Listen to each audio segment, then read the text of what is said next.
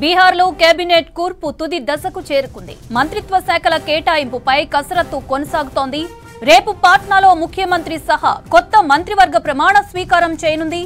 ఈ కార్యక్రమానికి ప్రధాని మోదీ, అమిత్ షా, ఎన్డీఏ పాలిత రాష్ట్రాల ముఖ్యమంత్రులు, డిప్యూటీ సీఎంలు అటెండ్ అవ్వనున్నారు. ఇప్పటికే పలుమార్లు ఎన్డీఏ భాగస్వామ్య పక్షాల మధ్య సంప్రదింపులు జరిగాయి. ఇవాళ సాయంత్రం పాట్నాకు వెళ్లి నితీష్ కుమార్ తో సమావేశం కానున్నారు అమిత్ షా. మంత్రివర్గ కూర్పు ఏ పార్టీకి ఏ మంత్రిత్వ శాఖలు అనే దానిపై ఇవాళ సాయంత్రం స్పష్టత రానున్నట్లు సమాచారం. రైట్, ఇదే అంశానికి సంబంధించి మరిన్ని డీటెయిల్స్ మదార్ లైవ్ లో అందిస్తారు. మదార్, బీహార్ కేబినెట్ కూర్పు ఏ పార్టీకి ఏ శాఖలు దక్కే ఛాన్స్ ఉంది? మౌంత ఈరోజు సాయంత్రం కల్లా ఒక పూర్తి స్థాయి స్పష్టత అనేది కూడా వచ్చేటువంటి అవకాశం ఉంది. ఇప్పటికే ఎన్డీఏ భాగస్వామ్య పక్షాలైనటువంటి జేడీయూ, బీజేపీ, అలాగే చిరాగ్ పాస్వాన్, ఎల్జేపీ పార్టీలు కీలకంగా సమావేశాలు నిర్వహిస్తున్నాయి. సీఎంతో పాటు మరికొంతమంది రేపు కేబినెట్ మంత్రులుగా ప్రమాణ స్వీకారం అనేది కూడా చేయబోతున్నారు.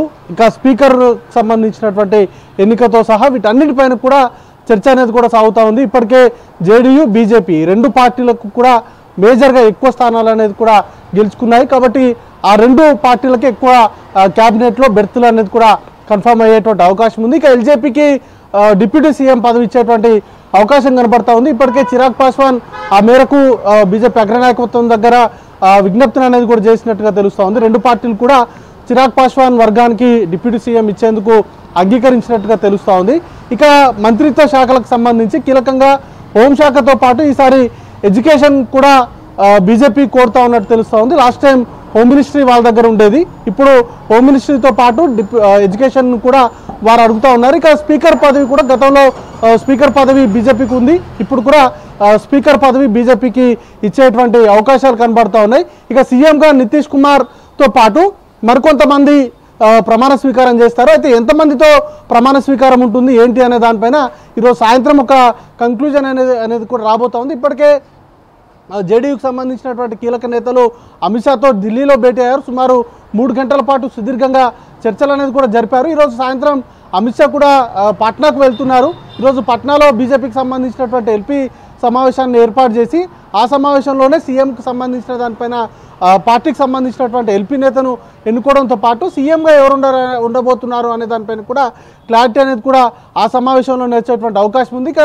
జేడీయూ ఈరోజు గవర్నర్ను కూడా సాయంత్రమే కలిసేటువంటి అవకాశాలు ఉన్నాయి. సాయంత్రం గవర్నర్ను కలిసి సీఎం పదవికి రాజీనామాను సమర్పించడంతో పాటు సీఎంగా రేపు ప్రభుత్వ ఏర్పాటుకు ఆహ్వానించాల్సిందిగా ఎమ్మెల్యేలకు సంబంధించినటువంటి మద్దతు లేఖలను కూడా గవర్నర్కి ఇవ్వబోతున్నారు. ఇప్పటికే 20వ తారీఖున బీహార్ ముఖ్యమంత్రి ప్రమాణ స్వీకారం ఉంటుంది. దానికి సంబంధించినటువంటి ఏర్పాట్లను కూడా అన్ని జరుగుతూ ఉన్నాయి. మరోవైపు ప్రొసీజర్గా జరగాల్సినటువంటి ప్రక్రియ అంతా కూడా ఈరోజు సాయంత్రం జరుగుతుంది. ఇక ఈ ప్రమాణ స్వీకార కార్యక్రమానికి ప్రధాని నరేంద్ర మోడీ సహా ఇటు ఎన్డీఏ పాలిత రాష్ట్రాల ముఖ్యమంత్రులు, బీజేపీ పాలిత రాష్ట్రాల ముఖ్యమంత్రులు, కొంతమంది కీలక నేతలు కూడా హాజరు కాబోతూ ఉన్నారు. ఎన్డీఏకి సంబంధించి వారి బలాన్ని మరొకసారి చాటుకునేటువంటి ప్రయత్నం చేస్తూ ఉన్నారు. దానిలో భాగంగానే రేపు ప్రమాణ స్వీకార కార్యక్రమానికి చాలా పెద్ద ఎత్తున ఎన్డీఏకి సంబంధించినటువంటి కీలక నేతలందరూ కూడా హాజరు కాబోతున్నారు. ఇక పోర్ట్ఫోలియోస్కి సంబంధించే